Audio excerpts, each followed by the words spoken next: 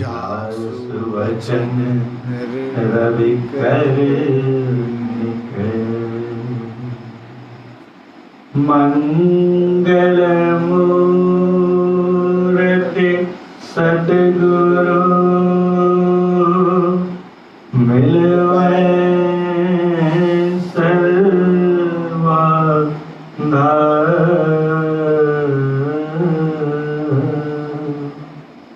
मंगलमय मंगल कर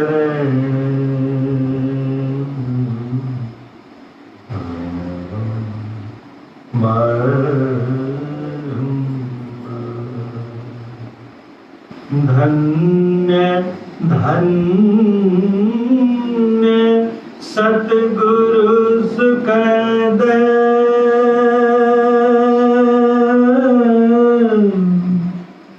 महिमा कही न जाए जो कछु तुम्हारी कृपा मोते कछु न बता।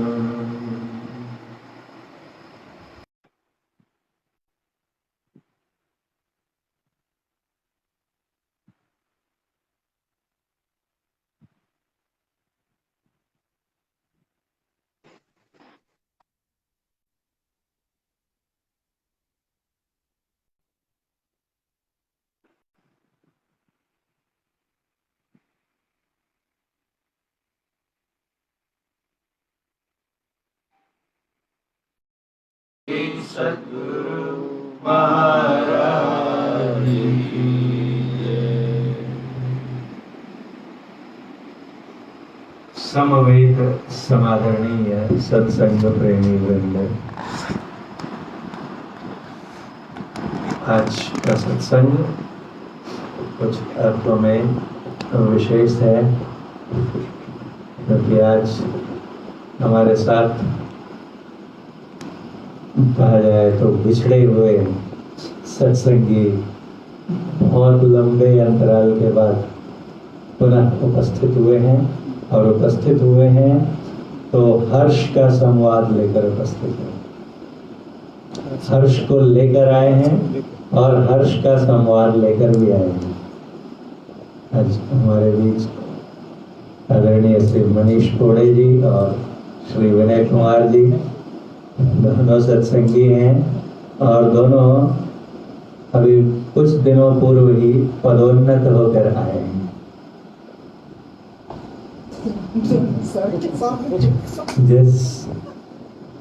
जिस भी पेशे में हैं वहां पर उनकी पदोन्नति हुई है, और ये हम सबों के लिए शुभ समाचार है, हर्षदायक समाचार है, क्योंकि प्रोन्नति कहीं भी हो, किसी भी क्षेत्र में हो, उत्साह तो पहुंचाती ही है।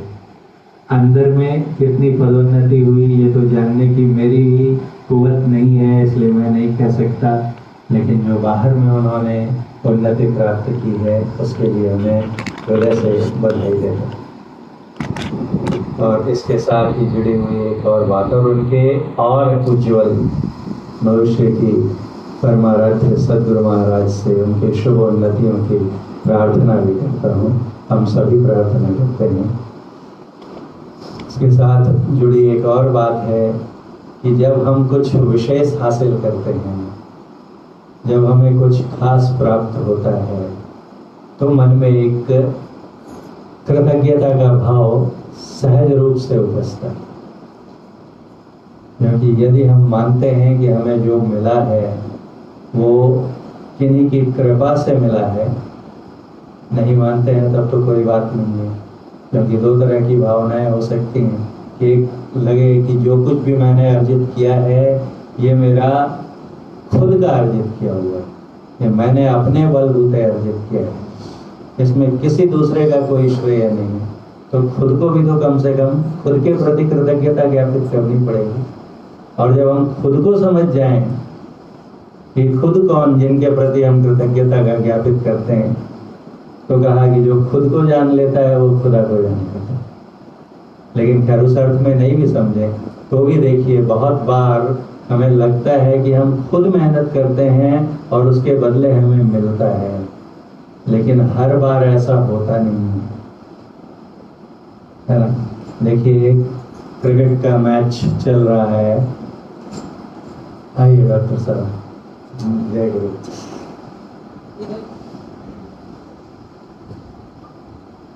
बोलिए प्रेम से श्री सद्गुरु महाराज की जय।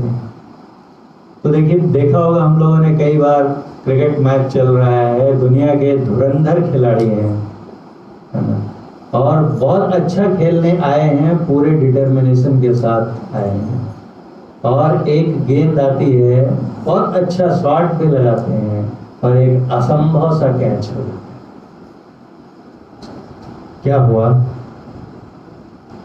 हम पूरे उत्साह के साथ, पूरे निश्चय के साथ उतरे थे, खेलने भी गए, अच्छा खेला भी, लेकिन जो परिणाम आया वो हमारे श्रम के मुताबिक था नहीं। और वहीं कभी ऐसा भी होता है कि आई एक गेंद और चूक गए और बल्ले से गेंद लग के हवा में उछल गई, नीचे एक खिलाड़ी भी आता है और उसके हाथों से गेंद छूट जाती है, और फिर उसके बाद ऐसा देखा गया है कि शतक बना कर रखा। ये क्या होता है कि कभी बहुत अच्छा शॉट खेलकर भी आउट हो जाते हैं, और कभी 2-3 कैच, वर्ल्ड कप जो भारत ने जीता था उसमें अगर याद करेंगे तो सचिन तेंदुलकर के कई कैचेस छूटे थे। तो पूज्य बात महर्षि संत सेवी परमहंस जी महाराज कहा करते थे कि हम जो भी कार्य करते हैं उसमें यदि हम सफलता चाहते हैं तो उसके कई कारक होते हैं, फैक्टर्स होते हैं। एक होता है कर्ता, दूसरा होता है साधन, तीसरा होता है क्षेत्र, चौथा कारक है क्रिया। कि करता है, करता तो होगा, कोई कर्म करने वाला तभी तो फल मिलेगा। तो बहुत अच्छा बैट्समैन है, लेकिन उसको खेलने के लिए क्षेत्र चाहिए, मैदान चाहिए, तभी खेल पाएगा। और मैदान भी है और बैट्समैन भी है, लेकिन बल्ला नहीं है तो इसलिए साधन भी चाहिए।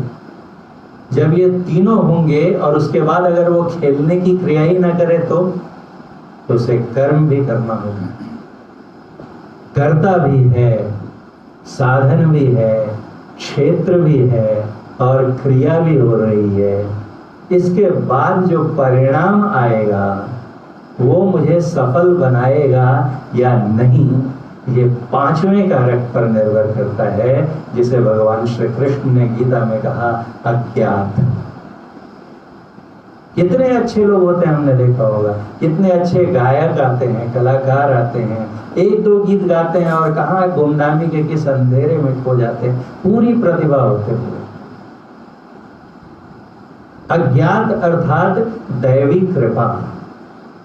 जब तक प्रोविडेंशियल डिवाइन सपोर्ट अगर हमारे साथ नहीं है तो हमारे कर्मों का फल, प्रतिफल वैसा नहीं होता है जैसा हो सकता था।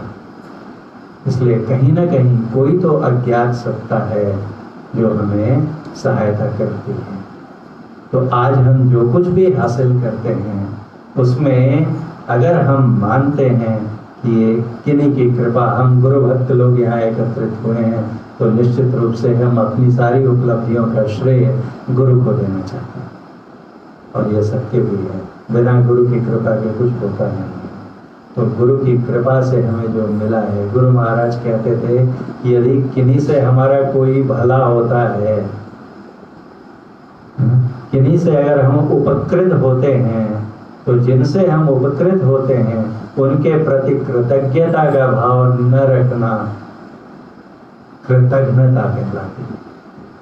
और कृतज्ञता अपकर्म है जिसका दंड अवश्य होगा। रामचरितमानस में प्रसंग आता है, कालभूषुंडी जी बैठे हुए हैं, जप कर रहे हैं, और जप करने की विधि जिन गुरु ने बताई थी वो गुरु पधारते हैं, उनका पदार्पण होता है, और अभिमानवश उठकर उन्हें प्रणाम नहीं करते।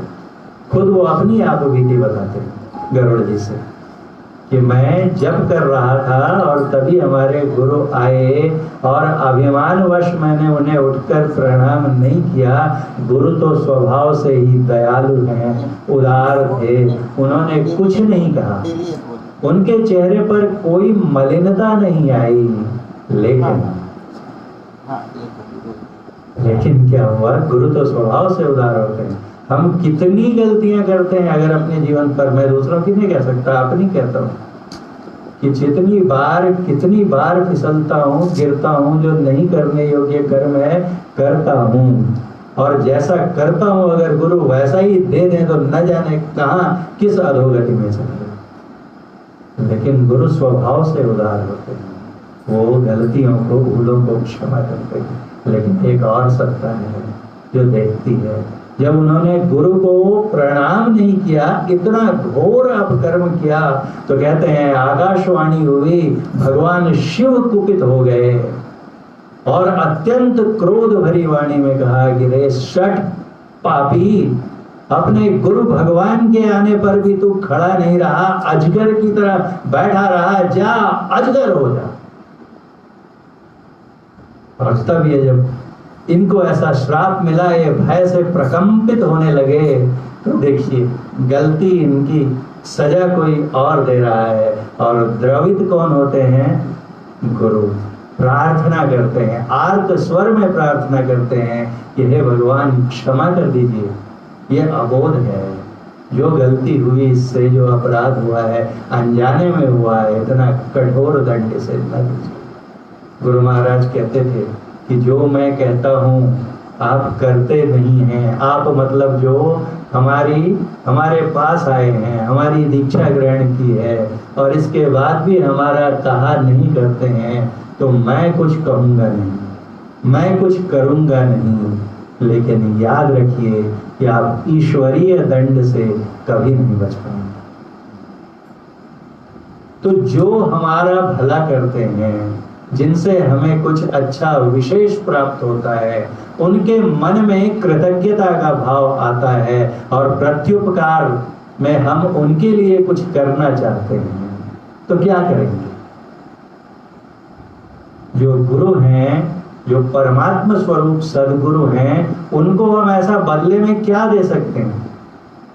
कोई जागतिक विद्या का गुरु है, वो कुछ करता है तो खुश होकर उनके पास हम गिफ्ट लेकर चले जाते हैं और वो प्रसन्न भी हो जाते हैं, हाँ मेरे शिष्य ने ये लाया मेरे लिए।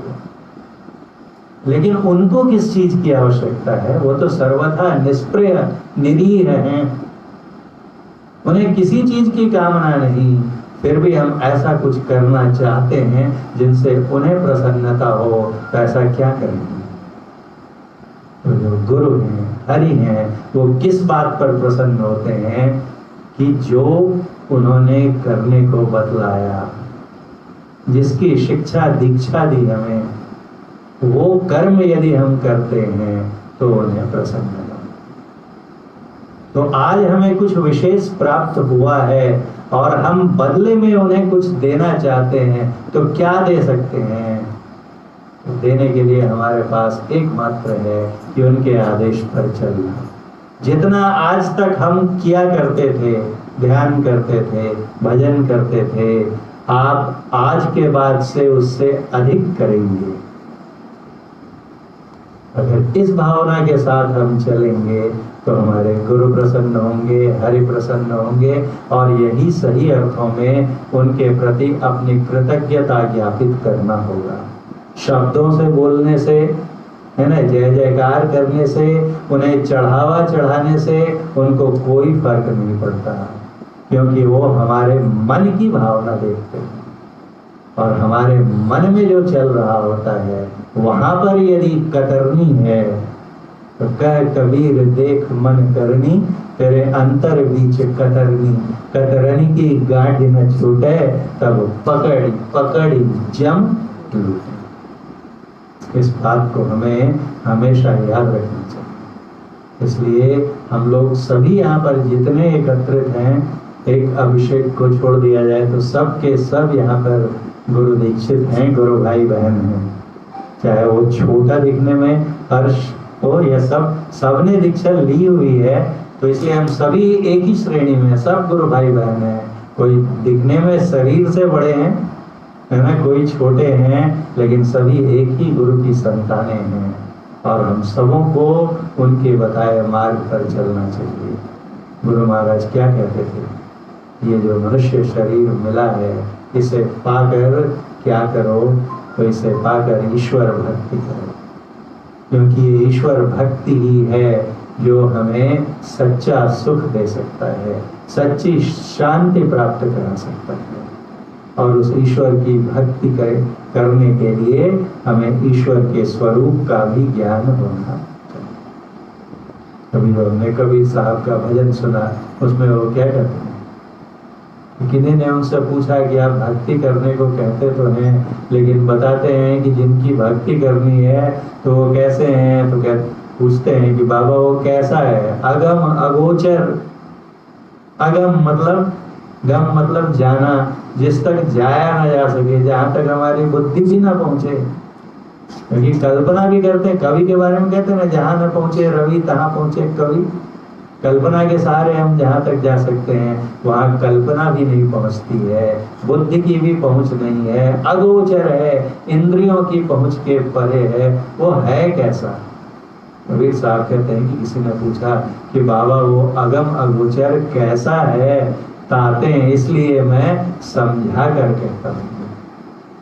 ताते कर समझाओ कैसा, समझाओ मतलब ओ, जहाँ अनुस्वार लग गया मतलब मैं हो जाता है, समझाओ मतलब मैं समझाता हूँ, और समझाओ अगर कहें, वो कह दें, अनुस्वार हटा दिए तो फिर हुआ कि आप समझाइए।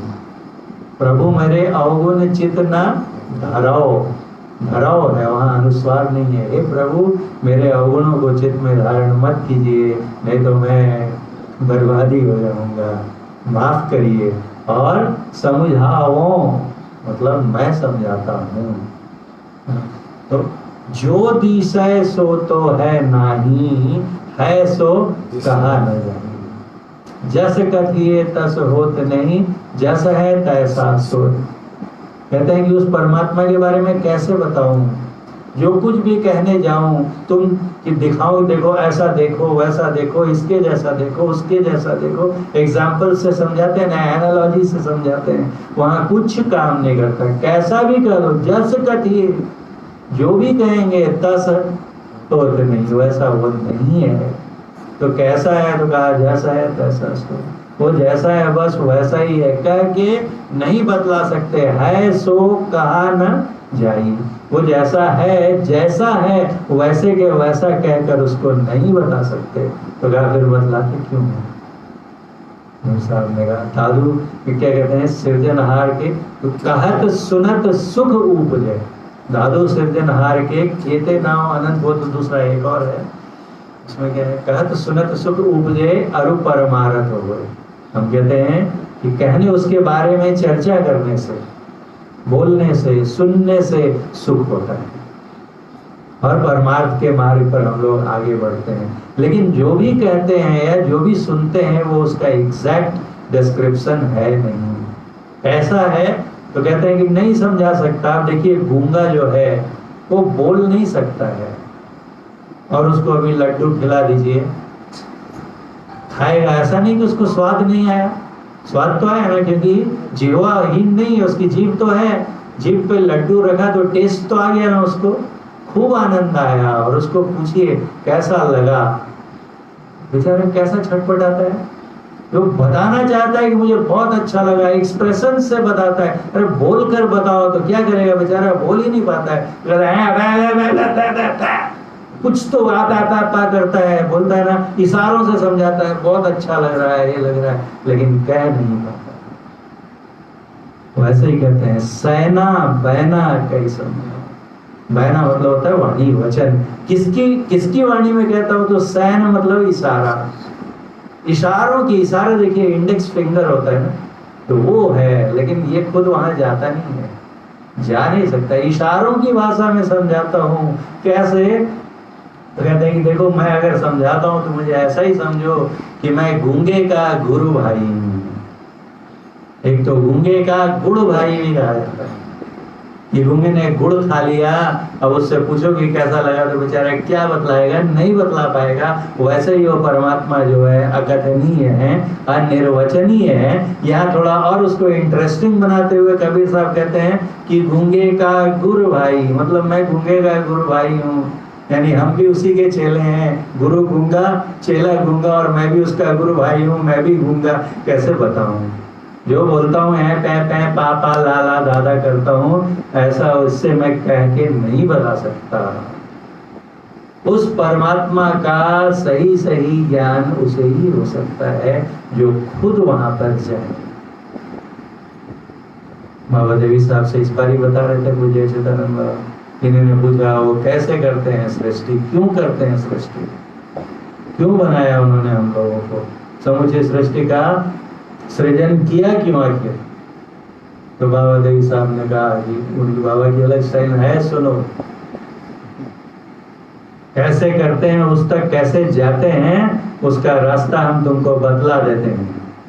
हम भी करते हैं, तुम भी करो, और दोनों चलते हैं, और वहां जाके उनसे खुद पूछ लेना कि उन्होंने जो किया वो क्यों किया।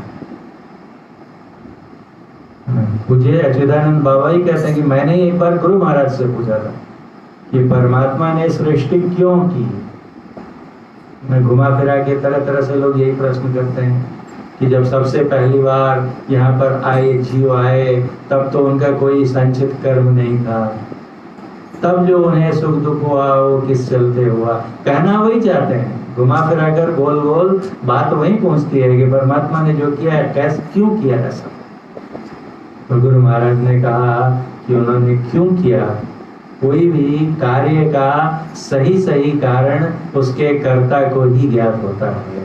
परमात्मा ने ये सृष्टि क्यों बनाई, इसका सही उत्तर परमात्मा स्वयं दे सकते हैं।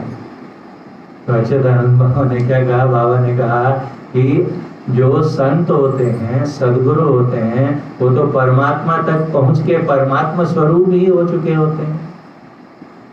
तो आप तो उनको पा चुके हैं, आप तो परमात्मा स्वरूप हो चुके हैं, आप तो बतला सकते हैं ना कि परमात्मा ने सृष्टि क्यों की। तो उन्होंने कहा देखो जी, बतला भी दूंगा तो तुम्हारी समझ में नहीं आएगा।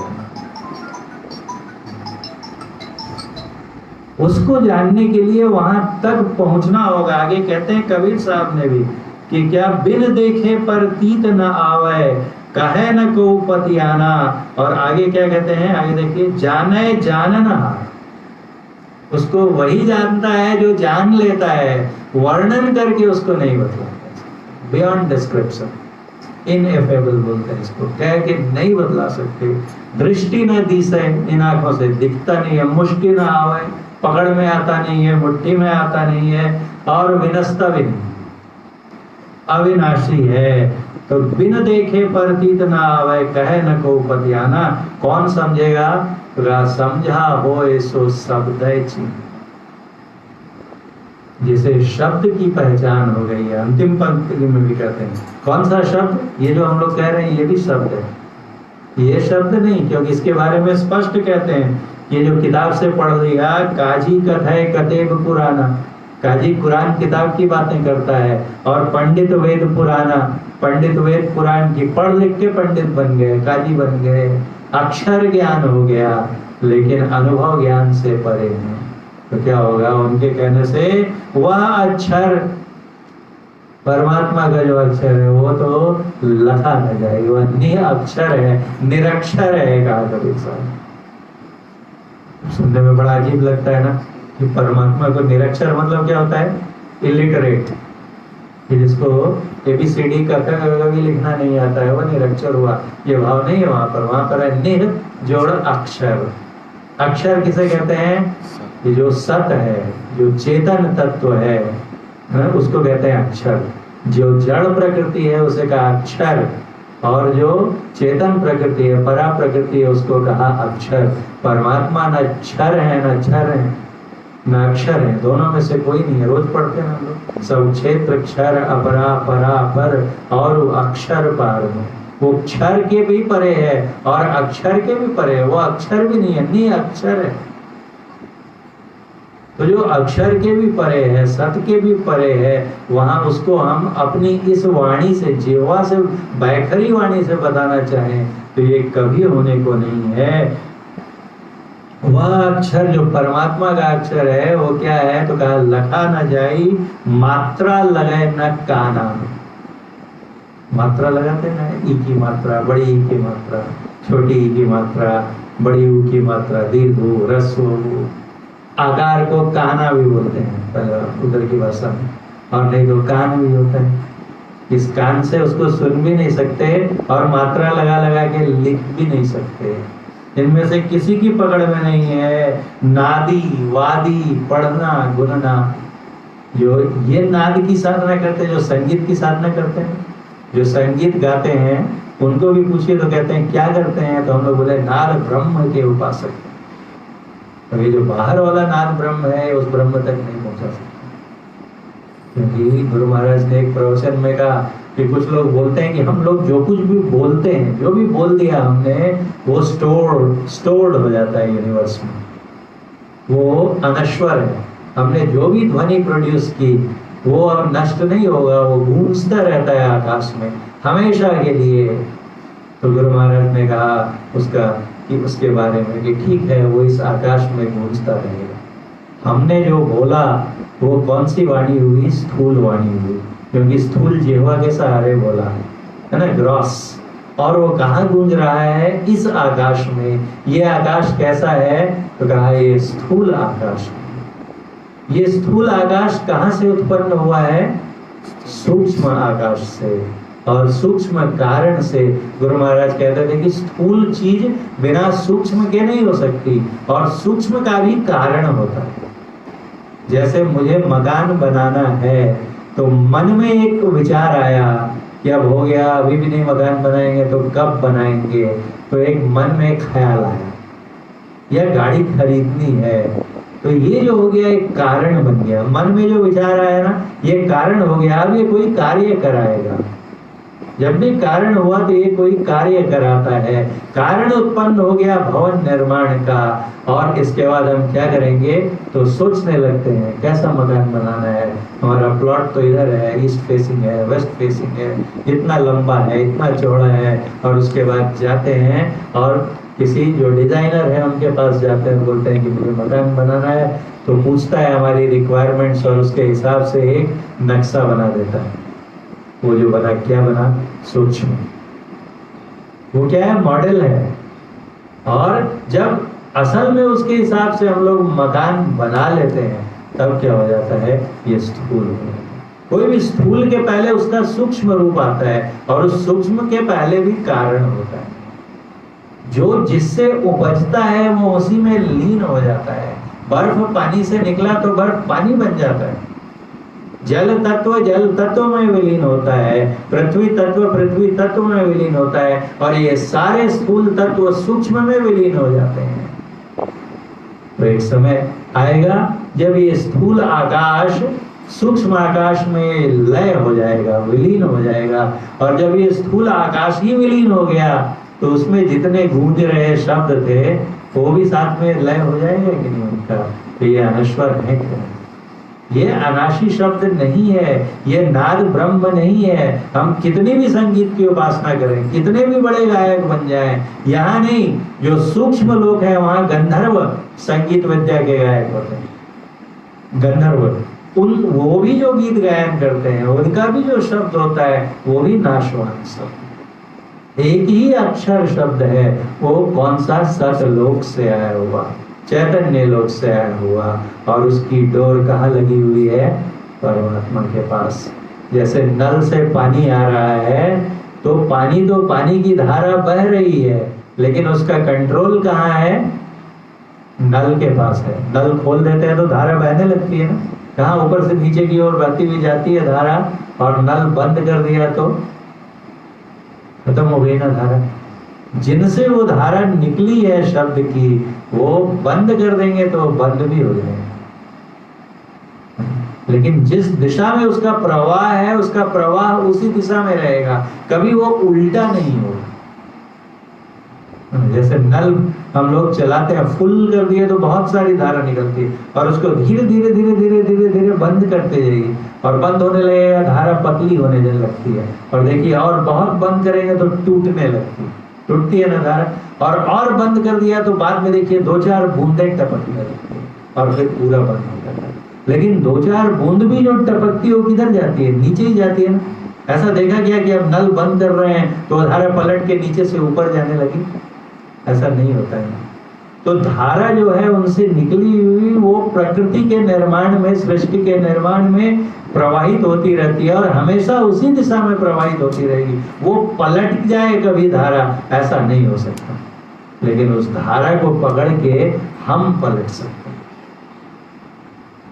उस धारा में, वो धारा अगर मान लिया जाए कि गंगा बह रही है, कहां से शुरू होती है? गंगोत्री से, तो गंगा तो हमेशा नीचे ही बहेगी। ऐसा कभी देखा कि गंगा ही उल्टी बहने लगी?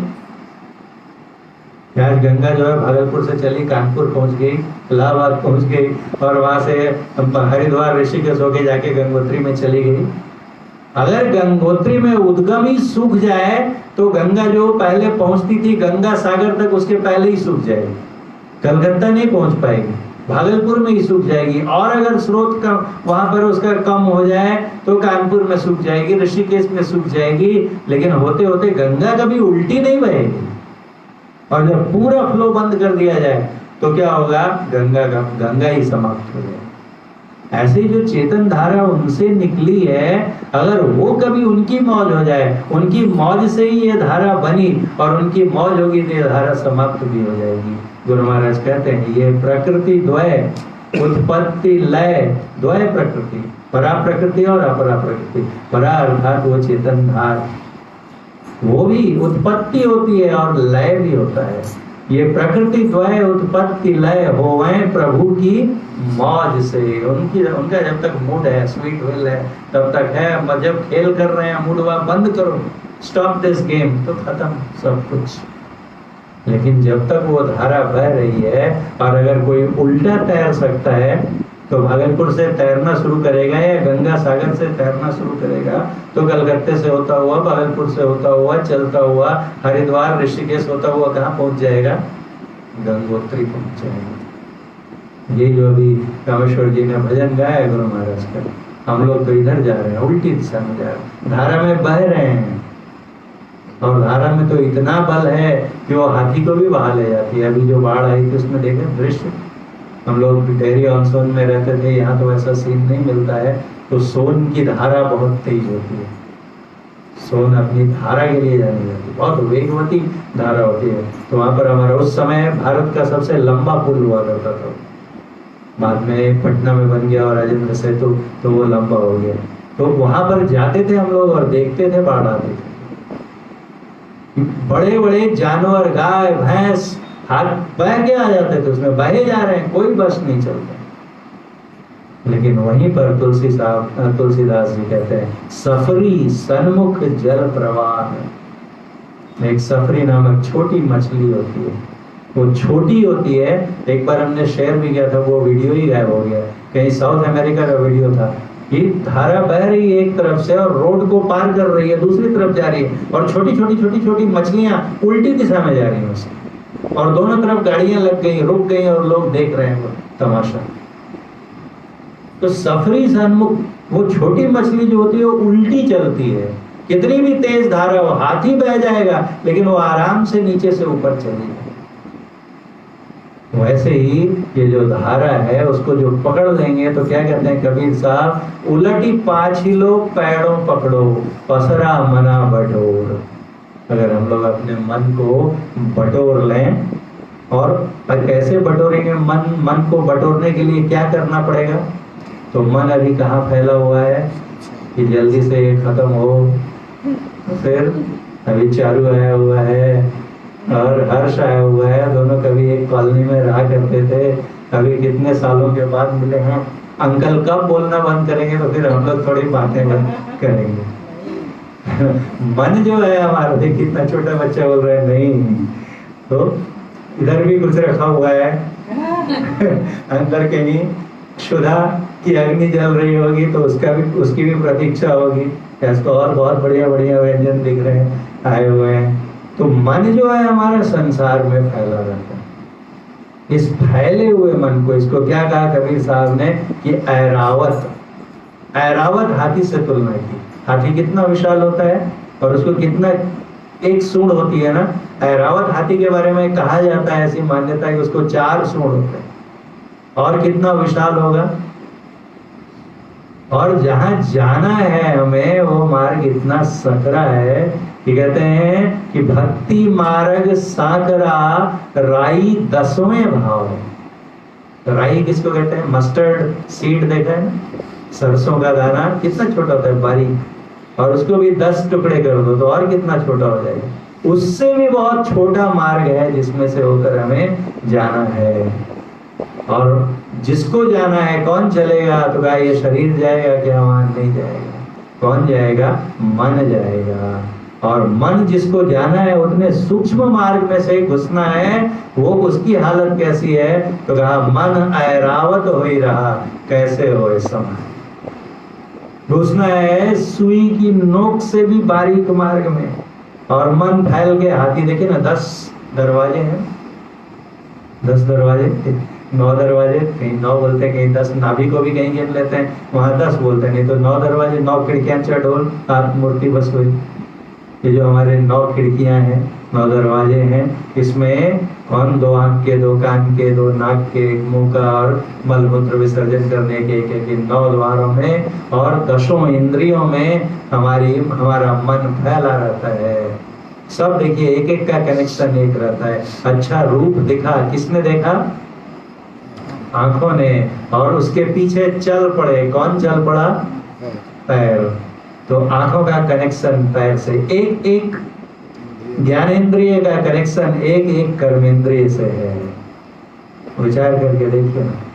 सब दूसरा क्या है कि शब्द सुनते हैं ना हम लोग। तीसरा एक नासिका, देखिए नासिका क्या है? नासिका का कनेक्शन किससे है? तो यहाँ से भी हवा और कहीं और से भी हवा पास होती है। नासिका का कनेक्शन जो है वो गुदा से है, हर एक इंद्रिय का है। जिह्वा का कनेक्शन उपस्थ लिंग से है। कहते थे कि अगर जो अपनी जिह्वा पर नियंत्रण करना नहीं जानता है वो अपनी जननेंद्रिय पर संयम नहीं रख सकता। अगर उसे संयम में रखना है तो जिह्वा का संयम रखना जरूरी है। गांधी जी ने एक लिखा है कि पशु जो होते हैं, देखिए चराने के लिए ले जाते हैं तो पेट भर जाने पर वो लौटना जानता है घर, लेकिन मनुष्य की इच्छाएं कभी पूरी नहीं, वो हमेशा अतृप्त ही बना रहता है। तो इसलिए कहा कि जो जननेंद्रिय पर नियंत्रण चाहिए तो रसनेंद्रिय पर भी नियंत्रण चाहिए। हर एक का देखिए स्पर्श, कोई चीज का हम ज्ञान करना चाहते हैं कि ये कैसा है, सॉफ्ट है कि हार्ड है, तो क्या करते हैं? पैर से छूते हैं कि हाथ से छू कर देखते हैं? रसगुल्ला सॉफ्ट बना है कि कड़क है, किससे देखते हैं? हाथ से। तो एक चमड़ा जो है और एक हाथ है, क्या बचा? कान बचा और मुंह बचा। कान का कनेक्शन मुंह से है। एक बच्चा अच्छे घर में पैदा हुआ, एक कथा है ना कि एक तोते ने 2 बच्चे दिए, एक को साधु लेके चला गया और दूसरे को एक डाकू लेकर चला गया। और राजा साधु के घर गए और उनका सुग्गा बहुत पसंद आया तो लेके अपने घर चले गए।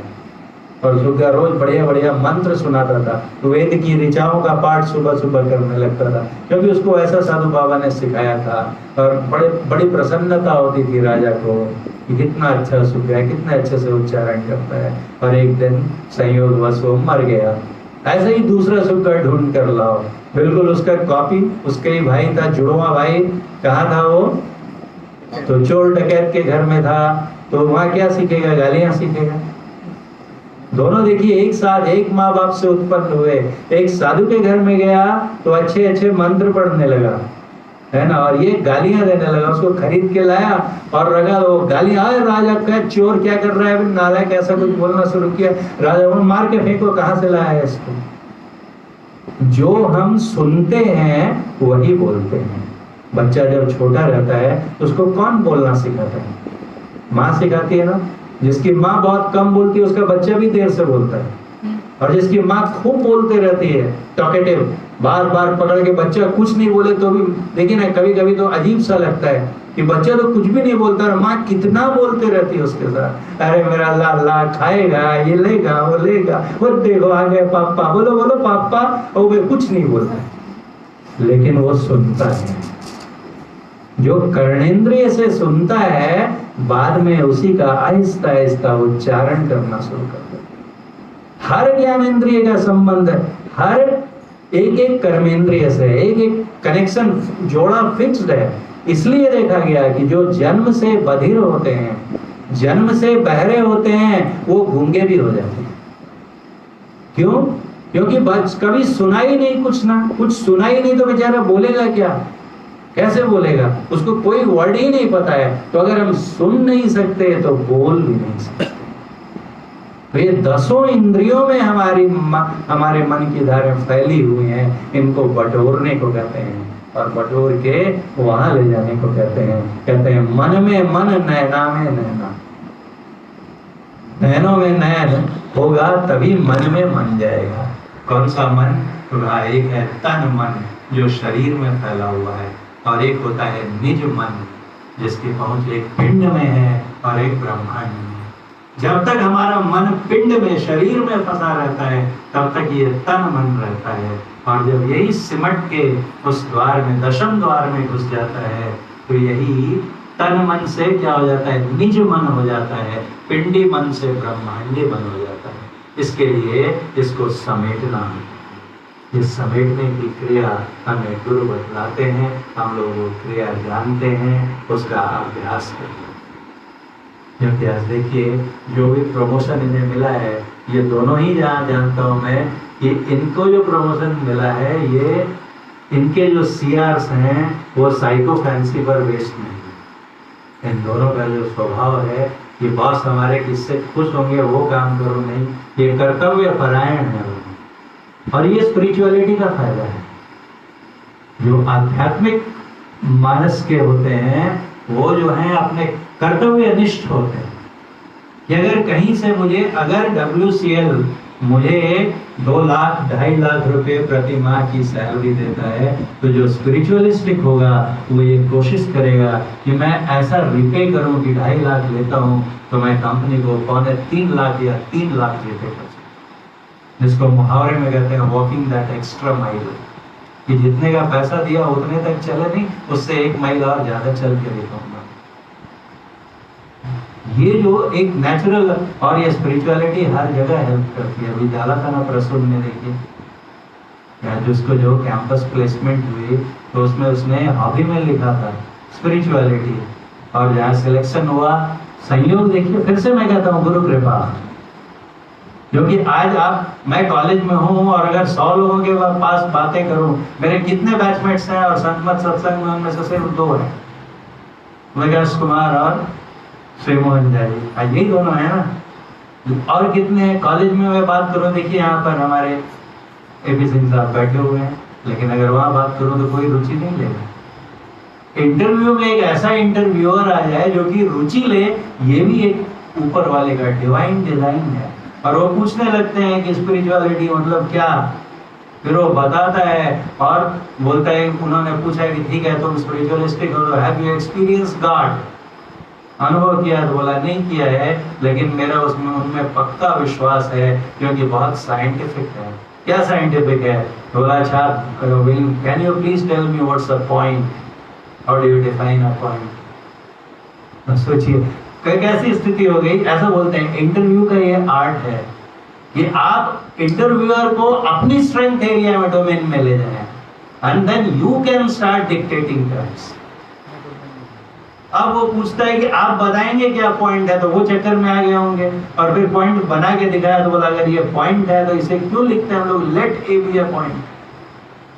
अगर हमने पॉइंट बना ही दिया फिर पॉइंट की, तो उन्होंने कहा अच्छा तो बहुत लंबा हो रहा था। बोले ठीक है, तुम ये बताओ कि अगर तुम्हारी स्ट्रेंथ स्पिरिचुअलिटी है तो तुम ये बताओ कि स्पिरिचुअलिटी के चलते ऐसा तुम क्या बता सकते हो जिसके चलते कंपनी तुमको सिलेक्ट करे।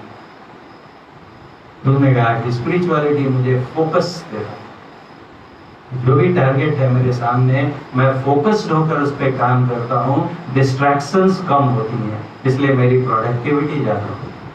मेरे में कर्तव्य निष्ठा है, इंटेग्रिटी आएगी, तो मैं जितना पाता हूँ उससे अधिक देने की कोशिश करूंगा। मैं प्रयास करूंगा कि कंपनी जितना मुझे देती है मैं उससे ज़्यादा उसको देकर कर सकूं। और सब होने के बाद एक लास्ट में बोलते हैं ना, आजकल इंटरव्यूज का फैशन है बहुत जगह, क्या आप भी एक क्वेश्चन पूछ सकते हो। तो इन्होंने पूछा कि would you like to rate my interview,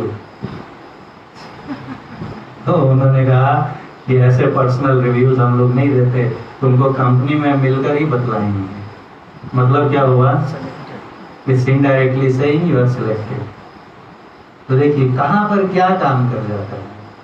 spirituality ऐसा नहीं है। गुरु महाराज कहते थे, ये लोग बोलते हैं कि कुछ नहीं बनता है मेरा, है ना, वहां तो जाने पे बहुत चमत्कार, तो उनके पास जाओ तो मंत्र वंत्र पढ़ के ये दे देते हैं, वो दे देते हैं। ऐसे निराश होके मैंने पढ़ा था उनके संस्मरण में, कोई जा रहे थे तो गुरु महाराज उनको ऐसे नहीं बोलते हैं, और सत्संग चल रहा था, बोले कुछ लोग सोचते हैं कि यहाँ कुछ नहीं मिलता है, आपकी श्रद्धा कितनी है,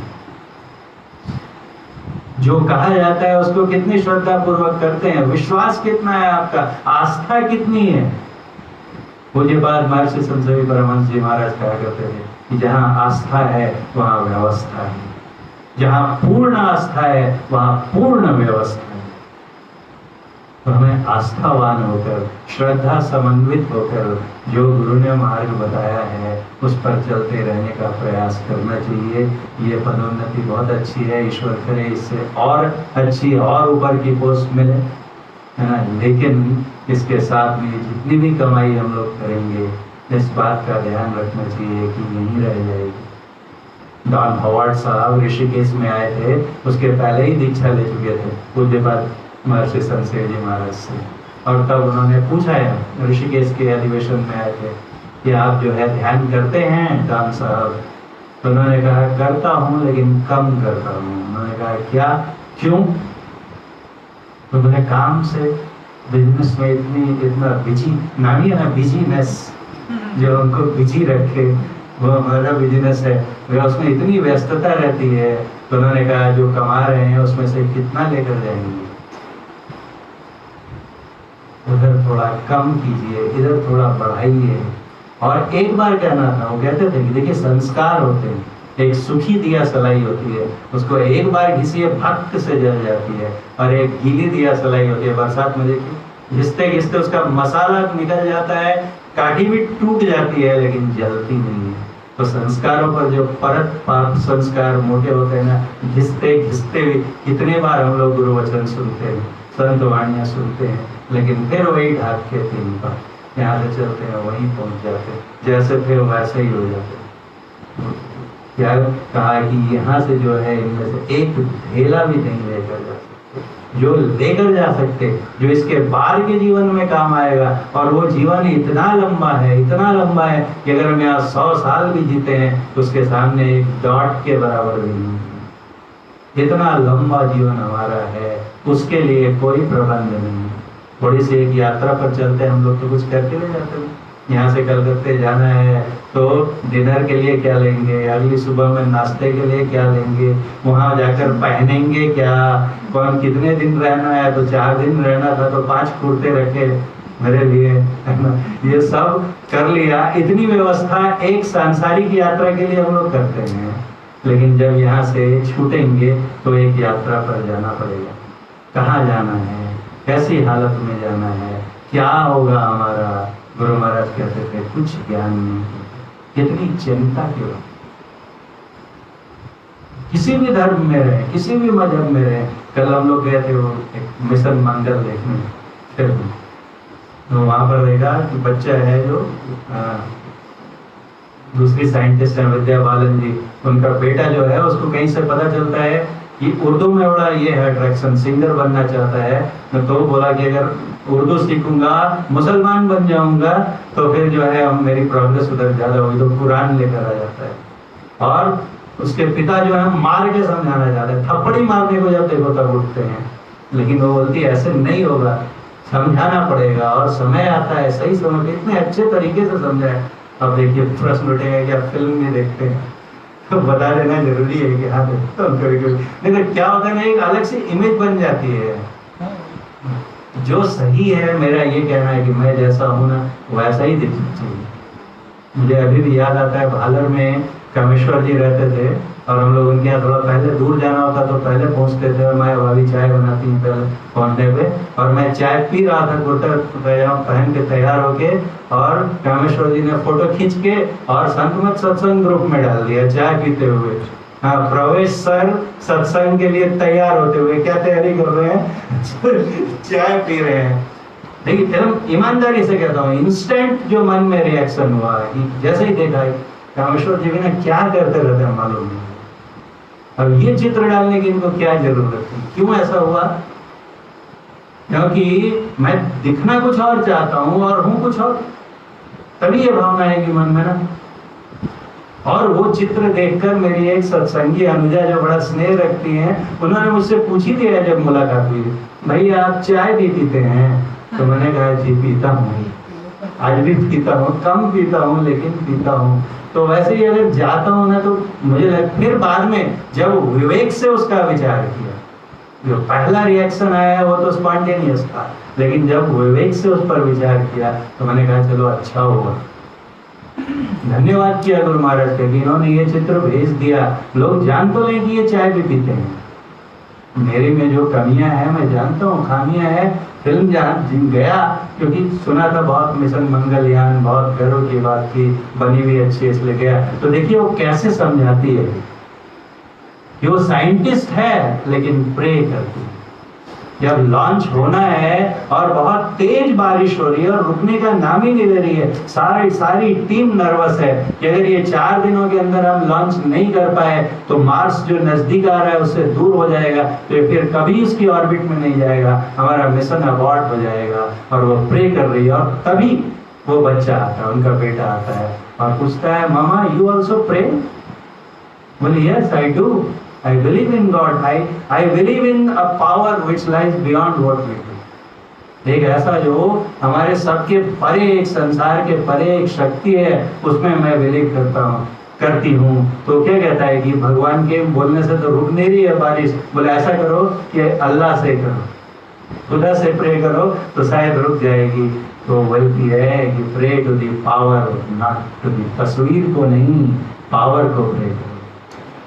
कितना बड़ा संदेश है। देखो पावर तो एक ही है, उसके नाम, उसके कलेवर हमने अलग अलग देकर रख दिए। कोई खुदा कहता है, कोई तितिन कहता है, कोई यहोवा कहता है, कोई क्या कहता, अलग हम ईश्वर कहते हैं, कोई गॉड कहता है। ये तो उसकी तस्वीर है। कहती है कि प्रे टू द पावर, है ना? कितनी बढ़िया चीज, हर जगह मैसेज मिलता है। और उसका ऐसा जैसे ही वो बोलती है उधर फोकस कैमरा जाता है बच्चे पर, और बिल्कुल डिस्टिंक्ट उसके फेस पर एक्सप्रेशन आता है कि जैसे उसको एक झटका लगा, आघात लगा कि ये जो बात बताई मम्मा ने ये तो विचार करने वाला। और कैसे समझ गया आप? मारने पीटने से नहीं समझा, एक उसको लगने वाली बात बुद्धि को अगर अपील करती है। इसलिए जो संतों का ज्ञान है आज के कॉन्टेक्स्ट में हमको रखना पड़ेगा। अगर हम चाहते हैं कि युवा पीढ़ी उसमें जुड़े, तो युवा पीढ़ी साइंस में बिलीव करती है, भौतिक साइंस में। उस साइंस से कहीं ना कहीं हमें कनेक्ट करके इस संत मत को दिखाना पड़ेगा। और जब हम दिखाएंगे कि सचमुच है भी ना, ये विज्ञान है तो वो पराविज्ञान है, दोनों विज्ञान है, दोनों परस्यूट हैं ट्रुथ के, दोनों सत्य के अनुसंधान है। और एक की सीमा है जहाँ समाप्त हो जाती है, वहाँ दूसरे की प्रारंभ होती है यात्रा। अगर ये कनेक्शन दिखा पाएंगे हम लोग तो युवा पीढ़ी, वर्तमान पीढ़ी भी हमारे साथ चलेगी।